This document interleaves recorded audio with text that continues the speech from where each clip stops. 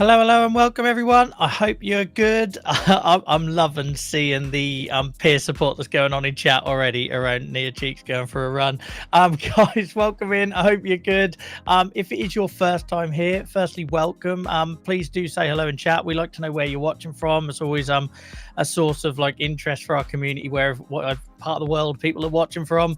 And also don't forget to like, subscribe wherever it is that you are following, or watching this from, to help us reach more people to offer this important sort of conversations and peer support. But if this is your first time here, peer support is ultimately what we're here for. The conversations are really important, and we do try and do important things with what comes out of those in the form of the podcast and videos and everything else. But ultimately we exist and started as 2 or 3 years ago now, actually probably longer, which is terrifying, as a peer support community for people to come together and share experiences and not feel alone in those hundreds of days you might go between seeing a medical professional, to know that you're not failing despite what social media might be telling you. So welcome in, guys. I hope you enjoy it.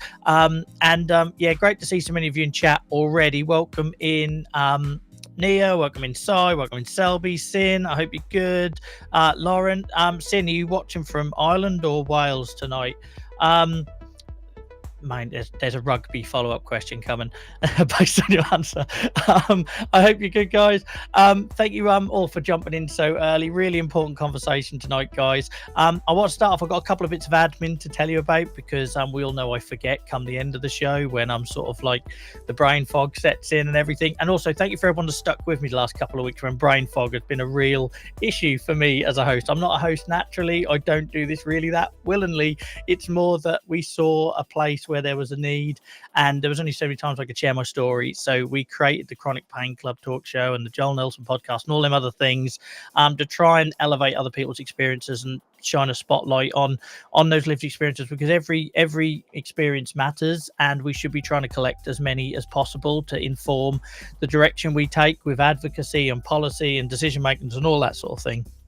So thank you for everyone that's tolerated my wobble over the last couple of weeks. But the admin we've got is, first of all, Nia's run. We've launched our first Strava club. The Chronic Pain Club on Strava now exists. That's open to people on our Discord. So if you're not already, go and join our Discord. Even if you don't really engage in there, it just feels like another way we can help keep people safe if we know that they're also a Discord member, as well as just a random who tries to join the club on Strava. If I recognize your name from years of following on Facebook and stuff like that, then I'm not going to have an issue with it. But if you could join Discord, that'd be great, because that's where all of these sort of motivation and support and the long-term conversations around maybe how the activity went and the little nudges in the right direction you might need, or pick-me-ups, as in my case a lot of the time. So come and get involved over there. And what we're hoping is, by that, we get that gaming isn't for everyone. It's all part of our trying to meet people where they are. We create playable spaces for people to get involved and play computer games with each other, to switch off, distract, escape. And we thought, why not do that for fitness as well? So we now have a Strava club, the Chronic Pain Club, over on Strava. Join Discord. You will find the links for it in there. So well done for Nia for doing first run in. I don't actually probably want to say how many years, but well done, Nia. I hope you're good. I'm sorry to hear you're unwell, Lauren. Thank you for turning up anyway. Know that you're never expected here. So if you need to take a break, please do, and leave us behind. We'll be here whenever you need to reconnect with us. So take it easy. I hope you feel better soon, and I hope the weather's good where you are stateside as well. So that's the Strava one. The other one is, there is a bit of a delay on our podcast episode. I did put this on Facebook for people that tend to be a bit more interested in that side of things. But we are supposed to be an episode with the awesome Jenny Ireland, who joined us for World Psoriasis Day last year. We're supposed to be bringing out that podcast episode for International Women's Day, and unfortunately my mental health was just a bit all over the place last week. I'm happy to talk about that. That's what we're here for. And that meant that got delayed. And then when I did try to do it very late on International Women's Day, my computer crashed and I lost all of my editing. And I think if I'd have returned to that, things would have gone safe for me. So I walked away at that point. So that is coming. But for those of you that are used to the 2 weekly releases, just know that it's delayed for the right reasons, and I'm prioritizing my mental health on that. And on that subject, I think it's really important to just talk about that before we jump in to the interview tonight, guys, because sometimes people see the social media side. They see that I'm doing a talk show, and then that you must be doing really well, or you're coping, or you're managing. And this week I'm really not. It's been a really poor week for me. I had a flare in my foot that almost got to the point where I was going to need to start using mobility aids again, and I always have a bit of a mental health wobble with that. Not because I have any issues with it, it's just it feels like I've dropped a level, and then I've got to climb back up that mountain to get to that place. And yeah, so my mental health took a dip. Those who have followed over on Twitch know all about that. And thank you for all the support, guys. This peer support community helps me as much as hopefully we help you. So I just wanted to chuck that out there. It's not like sympathy or anything like that. It's just, I think it's really important that in the world we live in, where people share their best lives and all this sort of thing, it's really important to say, look, we're doing this on a Sunday night, and it all might look nice and the background's all pretty and we've got logos and graphics, and mustn't we be doing well? But sometimes we're not doing well, and if we don't share that side of the experience of living with a chronic illness, then nobody hears about it. And then what that means is that you have millions of people who do have chronic illnesses feeling like they're failing, because all they see is that person that's doing amazing stuff, or that person that's traveling, or that person that's sharing all these very filtered photos. So I'm here to tell you, as a bald guy that hasn't even had time to shave his head this week because of how I've been, who's got psoriasis, visible psoriasis for the first time on my face in a long while, which I'm very conscious of because I'm out of practice, and has had a week of mental health wobbles because of that, to say that, look, just because we're here tonight and doing all of this, it doesn't mean everything's perfect. And if you feel like that too, hopefully you take some comfort in that, but at the very least, just know that you're not failing if you're having a bad week too. And it's one of the reasons, guys, why we're here on a Sunday night, because I know I get anxious going into a fresh week. We don't know what tomorrow looks like with our long-term health conditions. And hopefully by turning up on a Sunday night, we can make other people feel a little bit less fearful of what tomorrow brings at the end of the week. So that's that. Cards on the table, and feel free to hold on to that as we go into the interview when I turn on my professional mode. But hopefully by sharing a little bit and being a bit vulnerable with these things, we can help other people feel like that they're not doing such a bad job in a world where unfortunately sometimes we're only showing the best side of these things. So welcome to anyone who's dropped in whilst I've been doing my stupid monologue. Welcome in, Snuffle. I hope you're good, and a big shout out to Sai, who's a YouTube channel member. Thank you for supporting us here on YouTube. So for anyone else that would like to know more about that, there is a little, if you're watching on YouTube, you'll see a little button about memberships, and that basically is just what helps us do all of this and all the graphics and everything, the broadcast and software behind it. So that's probably enough talking from me. We're already at 7:10. That flew by. It's amazing what happens when you've got news to tell. So if it's your first time here, guys, chat will be coming off screen in a moment out of respect for our guest, the conversation, and also, safeguard and all that sort of thing. The conversation still very much carries on. You can see from most people's logos on chat that they are watching on YouTube. So what will happen is when chat goes off screen, that conversation carries on, but you'll only be able to see the platform that you're watching on. So if you're currently watching us on Twitter or LinkedIn, and actually we've got loads of people watching us on Twitter and LinkedIn at the moment. So hello, welcome if you're first time viewers. Feel free to head over to our YouTube channel if you want to carry on talking with these wonderful supportive people. If you're not, just put in comments whenever it feels relevant. I will feature the best ones as we go along. It really helps other people find us whilst we're live as well. And if for whatever reason you can't stick with us for the next hour, as soon as we go offline around about 8 o'clock, 8:10, the full start to finish show will be on whatever platform you're watching us on now. You'll just be able to find that in the feed on my profile. And in about another week or a couple of weeks time, you can then find the interview only as well, between my guest and myself. And if you are new here, you can also find us in podcast format. In basically that follows a couple of months behind the episodes, just so we're not chucking out the same content everywhere at the same time. But you can find the podcast via that QR code, or just search my name wherever you listen to your podcasts, and you'll be able to find our conversations on there as well. So that's more than enough for me for one night. I hope you enjoy this, guys. Really looking forward to this one. And please keep your comments coming in chat, and I'll try and feature as many as I can. So let's drop that. Sorry, you get a very full HD view of me at the minute. We'll kill the music, and I will bring in our guests. So, guys, I'm delighted tonight to welcome on the Chronic Pain Club talk show. Just an absolute pillar of the rheumatology space, at least from my perspective anyway, in the UK. Professor Yeliz Prior, welcome in. I hope you're good. Thank you, Joe. That's a very warm welcome. I'm really glad to be here. I've been listening to your podcast for a long time. Your podcast is a pillar of our rheumatology Oh, is it? society in the UK. Yeah, so I'm It's nice to know honored to be someone's here. listening. Thank you. And I should say Happy Mother's Day as well. So it's Mother's Day here in the UK. So thank you so much for Thank you. joining us on Mother's Day. I feel slightly guilty, but I'm also very grateful you've given up your time for us. Not at all. I've had a very nice meal with my son, and my daughter is in Plymouth at the university, so I couldn't see her today. But yeah, I'm very happy to be here. He's listening downstairs. Oh, brilliant. I'm glad you had a great day. For anyone like I feel like I know you pretty well, and we were fortunate enough to meet very briefly last year as well at ULA. But for anyone that hasn't come across who you are and what you do, I appreciate you wear quite a number of hats. Do you want to maybe just introduce yourself and tell us a bit about what you do? Of course, yes. So my background, I'm first and foremost a rheumatology occupational therapist. I worked many years in the NHS, but at the moment I'm full-time academic. I'm a professor of clinical rehabilitation at the University of Salford. As part of that role, I'm also the research environment lead for the school.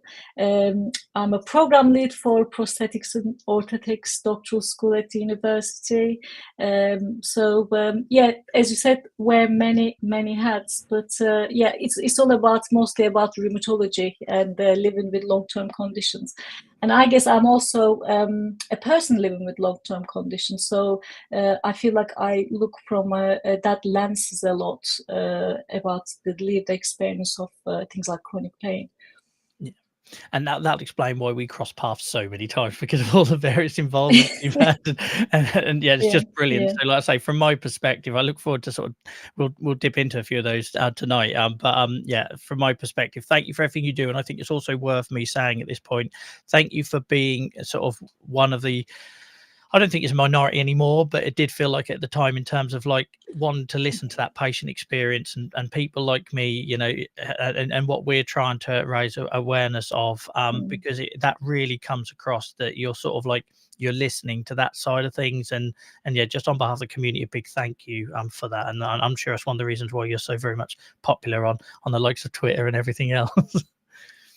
Oh, thank you. I mean, to be honest, I feel I'm part of that community. So I feel more of a person living with a long-term condition than an academic most of the time. And and so because my main job is research, I see the benefits of working with patient research partners so much. They are the ones that who brings really the original ideas, the innovative things, the best research questions. So if there are still academics out there not valuing that, then they will be at the losing end. But yeah, mostly I think everybody is on board. But there are still a long way to go for acknowledging that input and have a proper co-design for studies. And but I think we are on the right path to the that destination which seemed quite a long way away, like let's say 10 years ago. Yeah, it really is coming across like how well we've had people on here who have talked about, you know, person-centered approaches and co-production and this sort of thing, which when we started this show, absolutely we just wouldn't. It would just be patients talking to patients. So I'm really grateful for the likes of yourselves and those sort of like, I want to say early adopters. There's got to be a better word for it, but you know what I mean. Those people that are already in tune to that, because even in the sort of 5 years I've been doing all of this, you've really felt the change, and it genuinely gives patients like myself, and I'm sure yourself as well, like hope, you know, the hope that there is a change coming, and that patient voice is going to be very much part of it, and shared decision making, etc., going forward. So yeah, thank you again for being a big part of that, Well, and giving us that hope. thank you, Joel, because I think that change is mostly to do with people like you. So you were saying quite rightly, you know, you're doing this podcast and it looks all nice, colors, you know, it smiles, and we're all having good fun. But I mean, and I can't see that skin problems you mentioned on it because your skin looks perfect. But I think it's you know, that this always puts a bit of a Yeah. filter, doesn't it? Is, you know, on the online, but it's what you're doing is the most difficult thing, and voicing out difficult conversations, and that is what making the difference, rather than us academic trying to, I think, talk about it to each other. Yeah, thank you so much. Yeah, that definitely fuels me for another couple of months. I appreciate it. Good, good. I don't take compliments very well, but I'm getting better. I'm trying to get better. So in terms of like your lived experience, do you want to tell us a little bit about, you know, what condition, because I believe you've got a couple of autoimmune conditions, what ones you live with, and how that sort of started and presented, and feel free to go as deep with this as you like, because our audience very much interested in this side of things. Yes, I lived with the pain, especially chronic pain, all my life. I can't remember because I was age 7. I remember going on this summer holiday, which is probably the single holiday I had in my childhood, because I haven't had a very privileged childhood either. And after the holiday, I come up in lots of rashes and really, sore throat and painful joints. And it took a while to diagnose, but I was bedridden and missed almost a year in school. That I was diagnosed with juvenile idiopathic arthritis, JIA. At the time, they were looking at also things like, first they thought it was rheumatic fever, but I had, I'm quite not sure how it led to it, because the medical kind of records is not as good in Turkey. I should mention I'm originally from Turkey, Istanbul, Turkey, and I came to the UK 24 years ago, age 22. I'll let you do the maths as how old I am. So I was diagnosed with JIA, and I had a very painful sort of few years following that, and access to treatment wasn't great either. So like I was treated with penicillin injections monthly, which led to then antibiotic resistance as well, quite a bit, and kind of ruined my tooth. They wouldn't do those that things now as a treatment of JIA at all.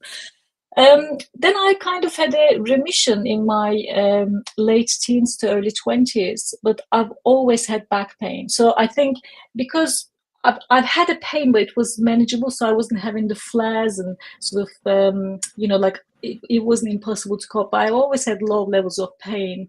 And when I became mother for the first time at the age of 24, and I had a very big baby, my son was like about 10 pounds, and I was quite a small frame. I'm 5'3.5", quite petite.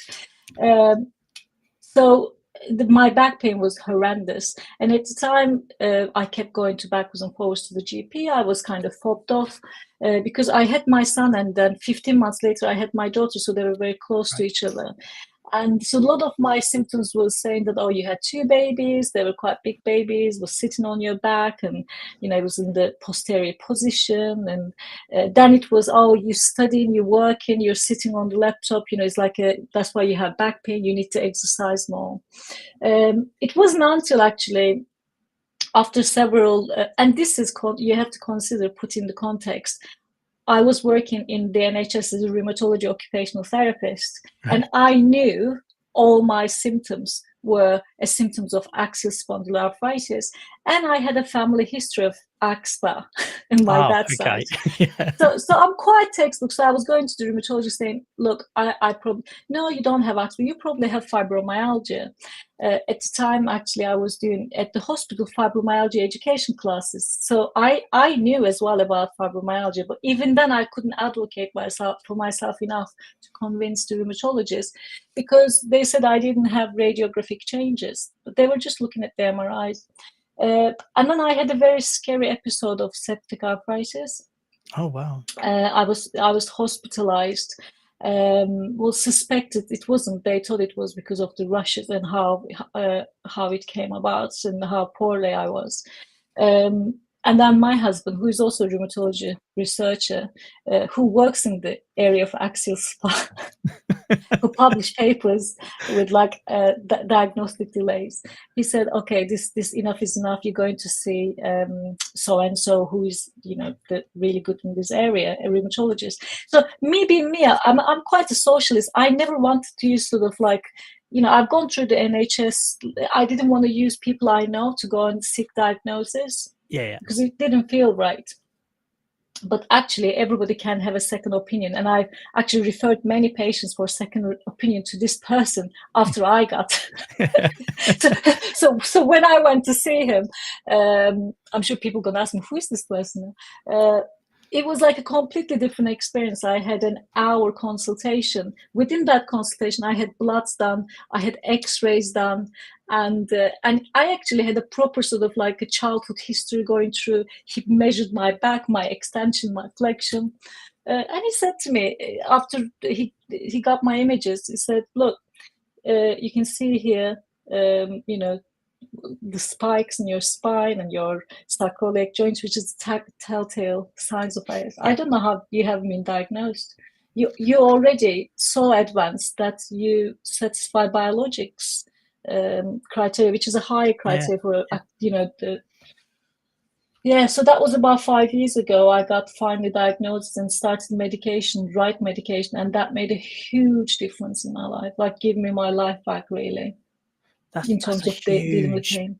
period of Yeah. time, and you're basically a flashing neon sign for sort of AS or axSpA, and especially with the family history, and I suppose that must have been equally like as frustrating in that you could not get probably a more informed patient, you know, what with your occupation and your partner's occupation, and so that must have had an impact sort of like mental health side of things, or in terms of like where you were stuck in limbo trying to get answers. Of course, because you are stressed, you feel underestimated, and you are kind of being treated as well. Well, you know, you're just because you know so much about it, you are giving yourself this diagnosis. So it's Mhm. almost like they trust you less because you know more. That was my experience, and I heard that from other people. I think doctors, they say themselves they make the worst patients as well, because I would go with like all the questions I want to ask, and I would say, well, there's no research evidence for that, what you are saying is not so I would really challenge them, and they didn't like that either. I thought they're not professionals. Which is what I teach my patients to do, you know. Yes, no, I was I'm stressed and frustrated. Yeah, that must be hard, 'cause as somebody that went very much from like burying my head in the sand with my condition for many years and not really understanding it, to then what I would now Mm. consider being an informed patient, that they are difficult conversations. In some ways, I found that harder than just being like the nodding dog of like saying yes to everything. And you know, that is it's hard, isn't it, to challenge and say, well, what about if, or It's scary as well, because what they did, they throw me um, really strong opioids, which when you're desperate with pain, yes. you know, I had two young children at the time. I was studying for a PhD. I was working full time. I needed to be able to function. So I was on tramadol. I mean, I don't know. Is it okay to talk about medication Yeah, totally. Yeah, yeah, openly? yeah. We're not Yeah, affiliated, and people yeah. know that there's trigger warnings for all this. That's absolutely fine. Yeah. So which is a very highly addictive opioid drug, synthetic opioid, and and I knew it. I knew what it was as a health professional, you know, but it was so easy to keep taking, and you can take up to 8. You know, it says, you know, things that I was taking, and I ended up going. You know, I was heavily involved with things like BSR, British Society of Rheumatology, ULI. There's a lot of conferences, and I find them really stressful. I think people don't realize when they look at me, because I'm quite chatty, and but I'm actually autistic, and I find crowded environments and conferences and things like that really stressful. Yeah, And when I'm stressed, my pain levels would go up to roof. So I'll be taking them like sweets to cope with it. yeah. And first, when I started taking them, they really suppressed my appetite as well. So I was losing weight. I was like, "Oh, I like this." Okay. So I'll just, even though Yeah. I knew the difference, uh, I put all that back weight, by the way. It's all just the initial No, but thing. thank you for But mentioning that, because it's sort of a side of uh, things that the people don't talk about, isn't it? So, yeah, no, thank no, you no. for being Yes, so candid. yes, I think it's important. But also, I couldn't sleep. It caused me insomnia, basically, which I interpreted at the time is great, because then I can work 20 hours a day instead of 18. But no, my health really suffered. But the worst thing happened is I had a I had a seizure. one day, and it's not in my history, so I've never had I had a proper epileptic seizure, and it was my son, who was 14 at the time, had to witness and called 999, which was very scary for him as well. Yeah. And I've completely lost my memory, and that was actually caused by the tramadol. That was really wow.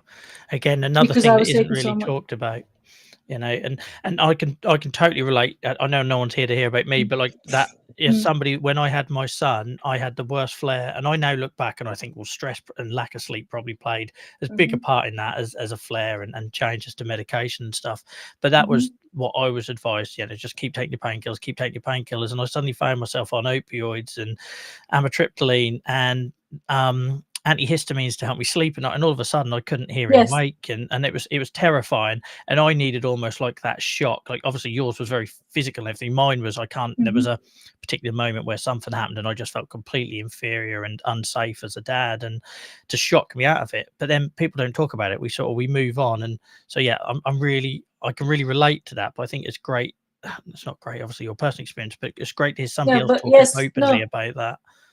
Yeah, and I think it's interesting that a lot of health professionals, because I have a lot of friends that are health professionals, ranging from doctors to allied health professionals to nurses, and the idea is that we know what to do, the right thing we always do. We don't, because we are human as well. Yeah. And when you're coping with severe pain daily, and you have to live and bring bacon home and function, it's easy to take pop in the pills, isn't it? And whereas if I was actually on the right treatment, I wouldn't have to, because the going on to the right treatment helped me so much that so I don't have to turn to opioids. And it's sad, really. There's such delay in getting diagnosis. And we get so many people either on this show or in our peer support communities and various things that we run, that for them that is the solution, because that's all they know. And I find that heartbreaking, that, well, no, that should be a temporary thing, or during a flare, or in between the proper treatments. And there are so many people that are left in that limbo, particularly since the pandemic. We see it even more now. That it's really upsetting. And so I suppose what I'm guessing that biologics made a big difference. And if they did, do you want to maybe tell us a little bit about that experience? I mean, to be honest, biologic made a big difference, but I was a bit scared of going to biologics, knowing what I knew. And I thought, well, you know what, I want to start with NSAIDs, the strong NSAIDs, because at the time I tried sort of other NSAIDs, but not the ones like things like Itodolog. And so I started with them, and for a year they did a huge difference.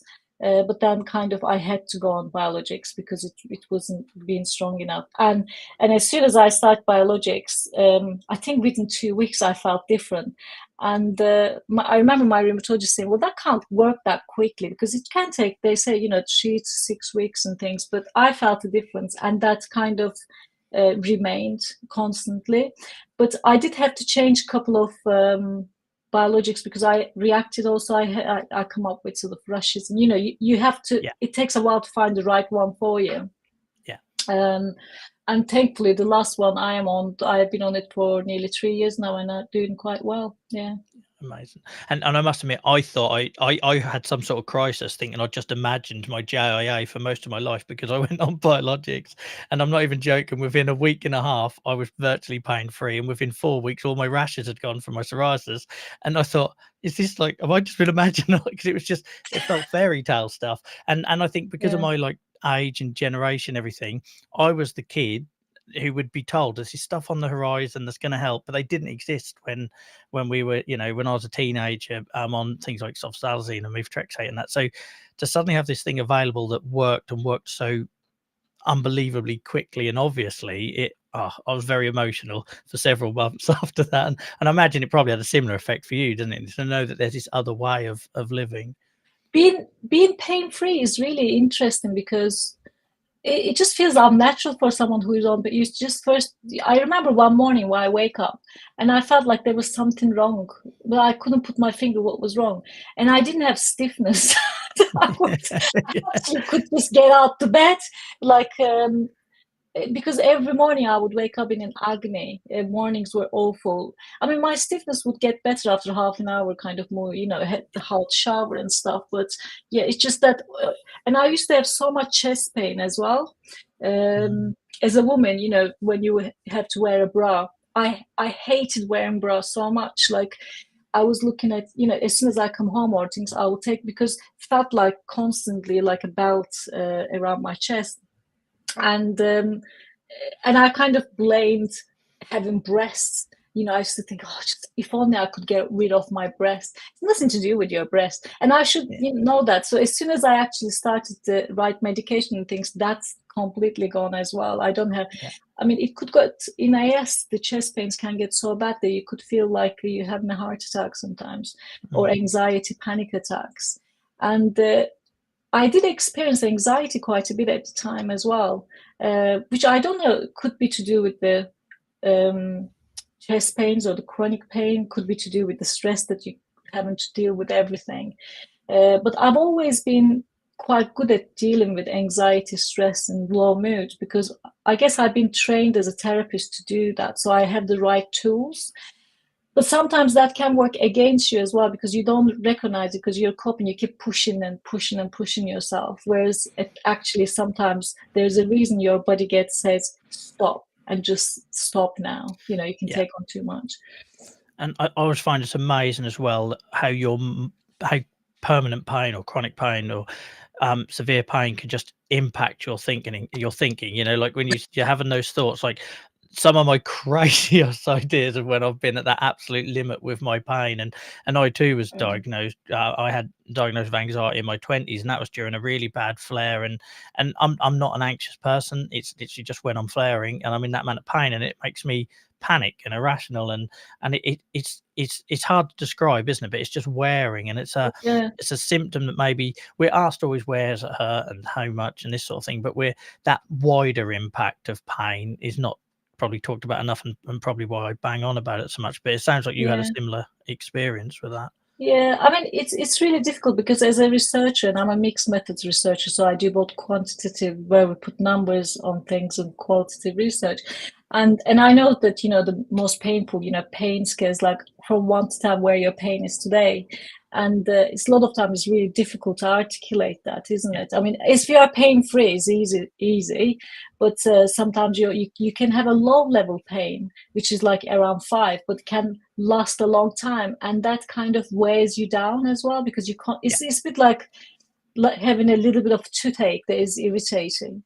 I try to explain to people, if people don't deal with chronic pain, it's very difficult for them to understand the impact of that, because they just try to understand it, from what they've experienced. That's how you develop empathy, isn't it? Being able to put yourself in other person's shoes. And if you don't suffer with chronic pain, it's not like any other pain. So it's not about how severe it is. Also, I think it's, as you said, how long it goes, how it's affecting your sleep. And I've never been a good sleeper, so sleep always been an issue for me. That word resilience, and I apologize to long-term watchers or listeners to this, because I seem to bring it up every other week, but it is, so I can say my pain is an 8 out of 10 today, and then tomorrow I've got a couple of bills that are due, or I didn't get any sleep, or maybe that flare in my knee has turned into a flare into my knee and my ankle, and suddenly I'm rating that pain a lot higher, because my ability to cope with it has changed, not necessarily the pain itself. And yeah, I'm a big champion of like moving towards a way where we could sort of measure what's going on with the wider person and their support network and that resilience side of it. So but we don't even know, in terms of scientific point of view, whether your pain is changing because of stress and other factors, as you say, or not just your perception of it, because pain is so multifactorial. I mean, I was actually talking to someone who was arguing that pain is physical because you can feel physically. Well, I was just saying it's not really, because you can't really measure it objectively with a physical measure, can you? So, but it's not necessarily psychological either. You feel it, but there's a lot of things we feel. You can talk about love, that you can feel love, isn't it? When you and I are both dog lovers, aren't we? So to me, for example, when I'm like playing with my dogs and hugging and cuddling them, I think they have real pain relief qualities. Yeah. And things like that. So we don't really understand the mechanisms of pain and how does it work and how does it get severe, or we're a long way away from that in science. Yeah.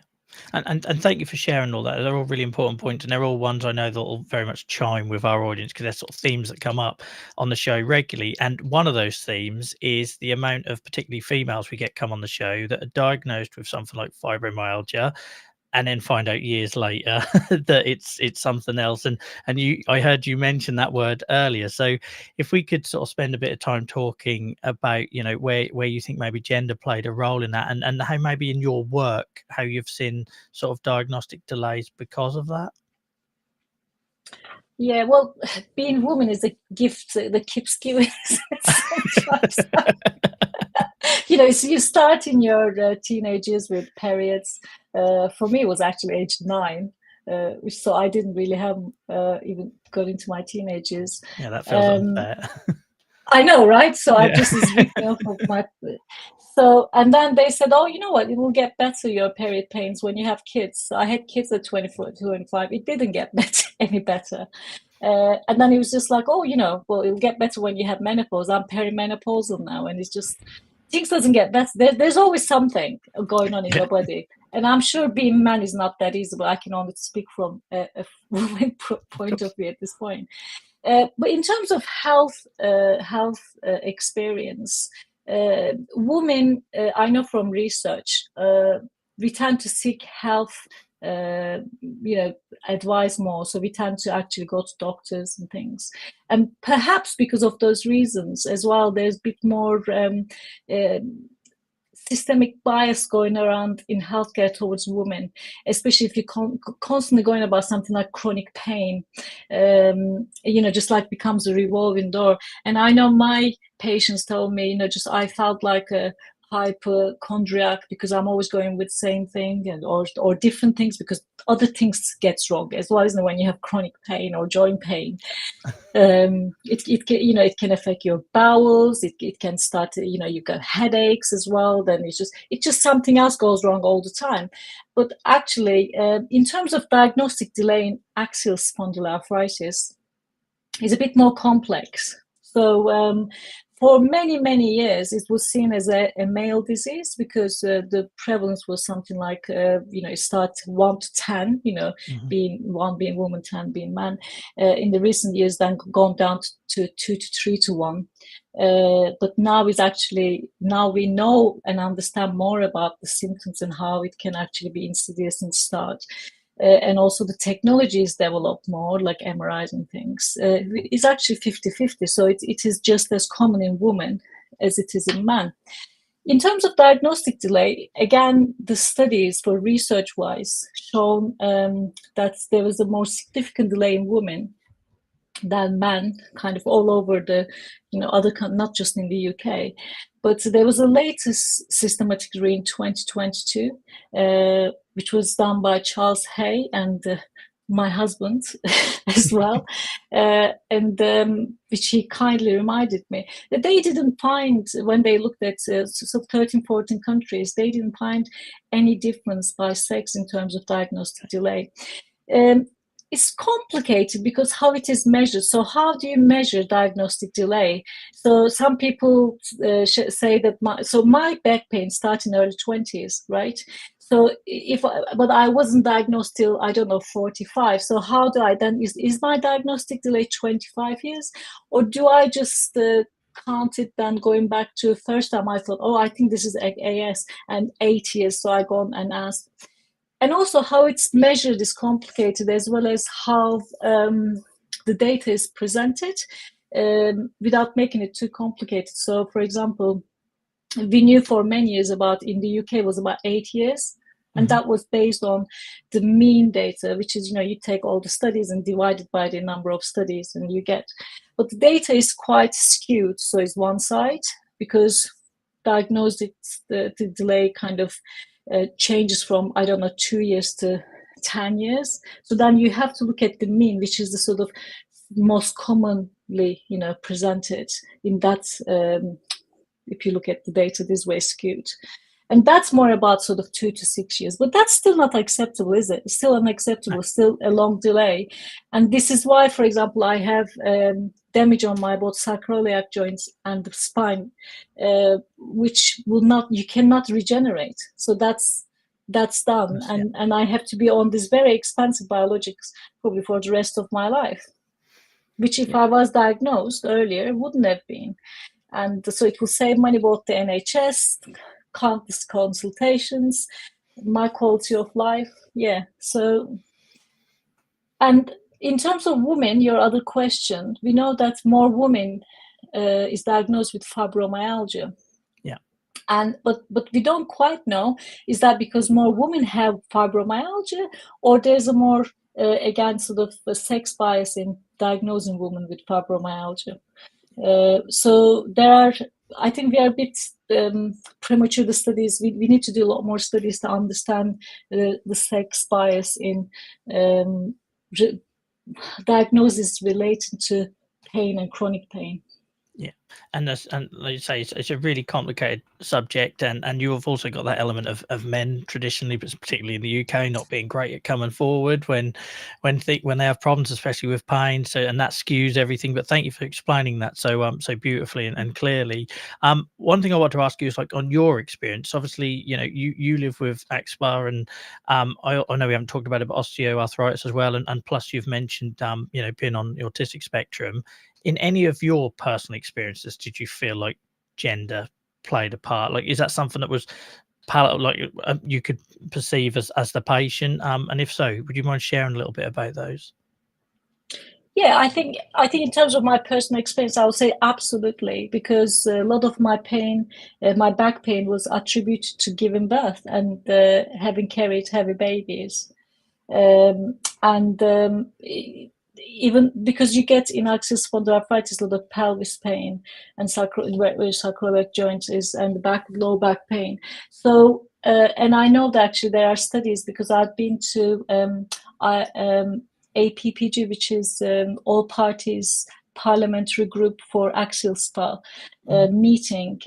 When I was the vice president of British Society of Rheumatology, I was quite privileged to chair actually that APPG in the parliament.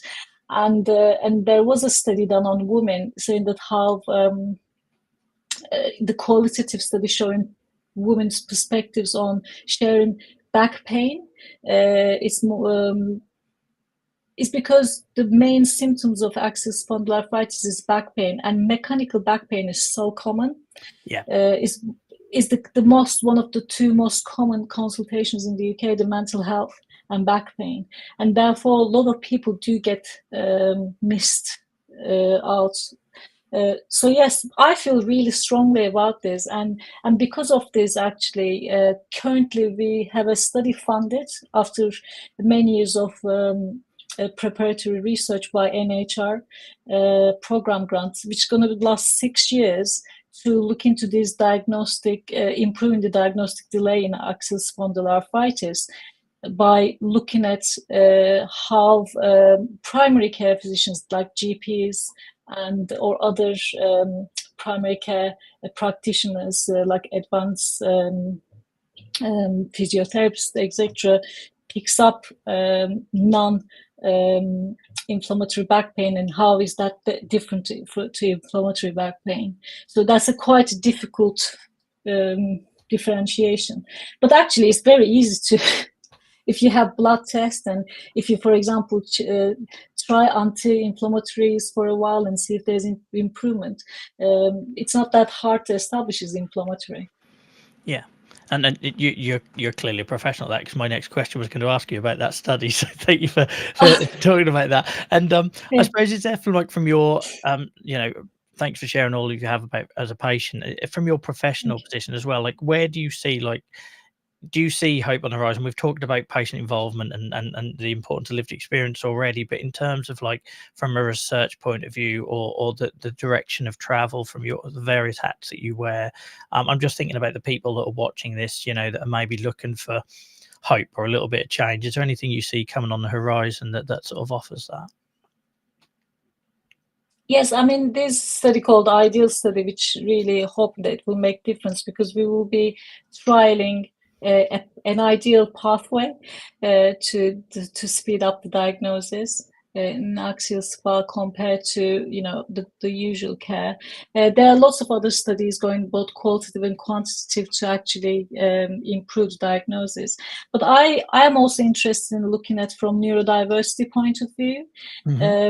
Because I haven't got my diagnosis of autism until really later, until I was 45, and since then I sort of started to look at things very differently, because there are a lot of studies coming up, people, especially young people, autism, how they perceive also, for example, pain and things could be different, and how they interpret, and how we are seen at clinics. So, for example, autistic people tend to be more matter of fact, and how we express our feelings is not as perhaps not similar to neurotypical people. So then you could be underestimated in terms of how much pain you're experiencing and things like that. And there's also, for example, gender dysphoria is quite common in young autistic people or people with ADHD. And things like eating disorders, and then these are all kind of linked to chronic pain because of childhood trauma, not getting diagnosis. So I'm just looking at not just also diagnosed for men and women, but people with all these different characteristics, and looking at their own experiences and how it is actually, how we can actually change health services to be a bit more aware and look at people more as individuals, and not dismiss them, because I think young people get dismissed in consultations a lot as well. Yeah, and I think as well, people forget that those experiences shape a patient's journey with their condition. You know, as somebody that had my disease from a very young age and spent a lot of years basically being talked over my head to my parents and everything, suddenly I become an adult and I have to sort of talk about my condition, and it shapes it shapes what's important, what you perceive, whether it's pain is important or that symptom is important. So it's a really important topic. So thank you for sharing that. And I suppose I should do a little plug here to say, for regular viewers of the show, in 2 weeks' time, we've got Martin Stevens joining us from the University of Aberdeen to talk about the QUICK and the iPrepare studies as well. So if anyone's watching this that's interested in that side of what we try to sort of showcase here on the Chronic Pain Club, then there'll be more research and study talk coming in 2 weeks' time. But yeah, sorry, were you going to say something? So I was going to say, Martin, I know Martin, and we are part of the Center for Musculoskeletal Health and Work. I'm really looking forward to his talk. Yeah, no, I'm very grateful, and I think as well it's really important to say, like, people like yourselves coming on here and talking about that side. It's something we've worked really hard to try and get all voices from all sides of the table. So, and like someone like yourself was just a perfect guest with a foot in both camps. But you know, for a lot of years it was patients talking to patients, and now we're in this position where we can hear about what's happening on both sides, and therefore we can come together to try and understand and appreciate that we all want the same things and we're all got the same pressures. And so I'm really grateful for you joining us. I'm also very conscious that it's Mother's Day and we're approaching 8 o'clock, and and you've shared a lot. I just wanted to sort of give you the opportunity, if there was anything else you wanted to say or anything else you wanted to tell people where they could find you or get involved with particular work or studies or anything like that, then yeah, floor's yours for as long as you want it to get those messages across. Oh gosh, I think I could be here all day and talk about, because I feel amongst friends I feel very passionate about this subject, and that's why I love my job, because it doesn't feel like work. I wanted to just talk about a little bit. I'm also interested in work, because I think chronic pain and chronic pain conditions affects our work lives a lot, because especially if you have a job that you have to be there, 9 to 5, or work certain things, work patterns, and you have to travel, you have to be there. I think I've been really lucky to work, to have a flexible job where I can work from home. And I've been doing work rehabilitation research for many years, and I know the people who can work flexibly, or just some people have to go self-employed, can can be employed for a long time, or self-employed can work for a longer time. And we know that working is associated with better health outcomes. So we've just launched a website called workwelluk.org. So if you have any time, have a visit and looked if you have especially it is for people with inflammatory arthritis, but I'm sure it will be just as helpful for people with chronic pain or any other long-term condition. So check it out. Brilliant, thank you. And I will try to include that. You'll probably find someone will put it in chat after you've gone, for other people to find a quick way of finding it, but we'll also put that into the podcast and video description as well for anyone that's watching or listening to this back. Where can people find you? Like, you're an absolute force on Twitter, and one of the main reasons I keep coming back to Twitter is to check in what you're working on, because I fell out of love with it a little bit recently. But where can people find you on there, if you don't mind sharing? Yeah, I think we're all there, isn't it? I've contemplated of leaving, but I'm not on Facebook, so that's the only platform I use. And there's such a Trust good me, you're crowd not missing there. anything. Facebook's gone safe. You're not missing anything. So yeah, I'm on there. My name is at Prof Yeliz Prior. You can find me on there. Yes, I put everything in on, and I'm also on LinkedIn. I do share a lot of things on X, isn't it? It's called, not Yeah. Twitter. I keep calling it Twitter as well, on the X platform, and I talk to like-minded people. I am not as active as I used to be either. I think because it's a change as a platform, but it still doesn't have an alternative, I find. No, for me, it is the only place where I can speak directly to the likes of you and professionals, and if I'm going to a conference, where I can make sure that my time there is meaningful by sort of, doing that, having them conversations in advance. I've not been able to find a replacement, hence I've come back with my tail between my legs. but yeah, we just have to use what we can, don't we? Yeah, Yeah. absolutely. But also, if you type my name online, you'll find with my work email and everything, because I have an unusual name, Turkish/English. It comes up with lots of information about me, so I'm very easy to find and contact you.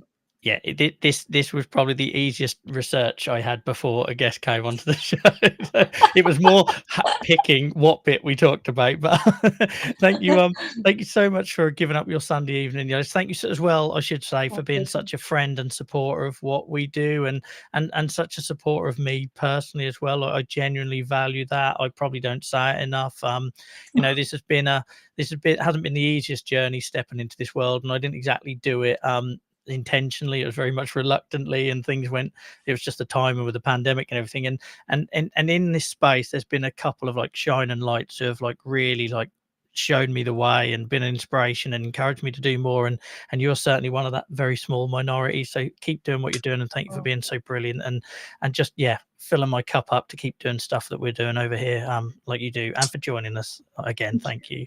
Thank you. You fill my cup up as well. I think we all kind of serving each other, don't we, with our cups? Yeah. You're right. We don't say these things enough, and we need to acknowledge it. And it's nice to be there as a community, to be there for each other. And I've really enjoyed this hour. So thank you for having me. And please do come back, because read and chat as you've been talking, they've absolutely loved it. And I can also tell you guys, this is the most viewers we've ever had live on LinkedIn and Twitter. So hello to everybody watching us there. Please do give us a follow, or whatever the equivalent is on your platform, if you've enjoyed this, to see what we do every week. So yeah, thank you for that. And hopefully we've started conversations, which is what we aim to do, and try and bring patients, professionals, and all parties involved in trying to achieve better patient outcomes together. And thank you for being a huge part, Yeliz, and you're welcome back anytime. Thank you. Yeah, I'll love to come back. All right, enjoy the rest of your evening. Thank you again. Bye. Guys, how brilliant is she? Just amazing individual. And I know we thank all of our guests, but I generally heartfelt meant all of that at the end there. People like Yeliz, we've had Professor Augustine in the past. Those sort of 1 in a million individuals really do keep people like me going. Advocacy's rough. We have our own situation to deal with. We then take on a lot of other people's situations. We don't get many wins, and then when you have people like that lifting you up, and people like that to stand on their shoulders as well, it's is invaluable. And yeah, big fan, Amy. Totally agree. Big fan. And like I say, genuinely one of the very few reasons I returned to Twitter, because I missed having my finger on the pulse and seeing what people like Yeliz are doing. So thank you so much for everyone that's joined us for the first time, guys. The numbers tonight have been phenomenal. So normally YouTube is our biggest place. Tonight it's been the smallest. So normally YouTube will maybe get 20, 30 people watching on there. Tonight that has been absolutely dwarfed by LinkedIn and Twitter, which just goes to show you what a wonderful person Yeliz is, and thoroughly deserves all of that attention and audience as well. Guys, thank you so much for all of the comments that were coming in. Like I say, if this is your first time here, guys, we are a peer support community as well. So what tends to happen at the end of the show, I will stick around for as long as the community needs it. Sometimes it might just be a little 5-minute wrap up and we signpost people to a few bits, and then that's it. Other times people might come in and they might be getting something from the chat, and I will literally just sit here and facilitate it. So if you've not seen us on Twitch, I don't think I've got a link for Twitch. I really should sort that out. If you've not seen us on Twitch, where it's all like computer game based and stuff like that, a lot of the time I'm there for everyone else to come together in chat, and what I'm doing on screen doesn't really matter. It's about the peer support and the conversations that go on around that, and that happens here too. So if I'm here for as long as people need us on a Sunday night to facilitate that. If you haven't checked it out already, guys, please do go see our Discord, where a lot of the people you've seen in chat tonight are talking throughout the week. And it's not about necessarily if we're struggling or anything. It's not all the sort of negative stuff. We talk about movies and films. We have community meetups. We just had our 3rd in-person community meetup in Norwich, which was amazing. Killed my feet, but it was amazing. We just went to a restaurant, saw a band and all that sort of thing. We've met up in Birmingham before. Excuse me. And our next one is actually going to be in May in Brighton. So you've got a very small window of opportunity. If you want to get involved in that, you need to be in our Discord, because we need to know people. Obviously, we have to keep people safe. But if you'd like to meet with other people that understand and maybe not just do that over a screen and keyboard, and would like to socialize in a way where you don't have to, justify why you had to go to the bathroom, or why you need to go home early, or why you can't do that walk. If you want to be amongst other people that understand, then that's where you can do that. And Discord is sort of quickly becoming our hub for all of that. As we've had problems in Twitter keeping people safe, Facebook, I can't seem to be able to post a link in a post now without it getting absolutely killed and shown to about 5 people. Facebook's new algorithm and links means nobody sees these videos if I put a link in it. So we're making Discord a bit more of a hub. So if you want to get involved in either the in-person community meetups or the sort of online events that we do, please join us there. And whilst we've still got so many people watching, please bear with me. I haven't got a link. Somebody find my CCA fundraiser link quickly. We over Word Day. Word Day is coming up on 18th of March, World Young Rheumatic Diseases Day, for which I'm an ambassador. Every year I do a live stream and event to try and raise awareness for organizations. I've done it for JR Project in the past. This year we're doing it for CCAA, which is a really important small UK charity that are supporting families affected by JIA, juvenile idiopathic arthritis, which is a condition that I live with. So over that weekend, the 16th, 17th and 18th, I will be streaming over on Twitch for 16 hours. It was originally going to be an 8-hour stream on Twitch on the Monday. Then I realized Word Day fell on a Monday, and maybe I'd be on my own for most of that 8 hours and not everyone could get involved. So I will be doing a Saturday night, Sunday afternoon and all day Monday to raise awareness for that. So if you want to get involved, like, I know things are tight, guys. You don't need to give any money or anything like that. We're here, if we can just raise awareness, put CCA on the map a little bit, then we've done our jobs. There's a link there. Thank you, Near Cheeks, for sharing that in chat, where you can find more about the event there and why we're doing it. And the last bit from me is probably going to be to say that I'm going to NADEX for the first time this year. Day one, my brain, I've got so much going on in March. I think it's the 21st, or is it the 20th? It's the 20th. The 20th of March, I'll be at NADEX for the first time. I would love to meet as many of you guys in person as possible. I will be on the Enabled to Parent stand. That's enabled number 2 parent. I'm a trustee and treasurer for that small charity that helps disabled people become parents and continue to be parents and independent parents. Really important small charity. I will be bringing my audio equipment, and I would love to interview as many people in person, either previous Chronic Pain Club guests or new people would be amazing. Just a couple, like 2 minutes of your time, asking you what you're there for, what you're working on, you know, any messages you've got, etc. The usual thing to try and raise awareness and get lived experience to the front and center. So please do get in touch. LinkedIn's probably the best place to get in touch with me for events, because that tends to be where I do a lot of the planning. I'll also be at the IFPA conference this year in Stockholm in June, if you'd like to meet up there or do a recording there. Excuse me, I've been talking for a long while. And I'm hoping to get to EULAR, EADV, the usual ones as well. But I'm still working on details for that to afford them. Let my wife let me go or spend £400 on the ticket in for the goal of just make sure there's a patient voice there.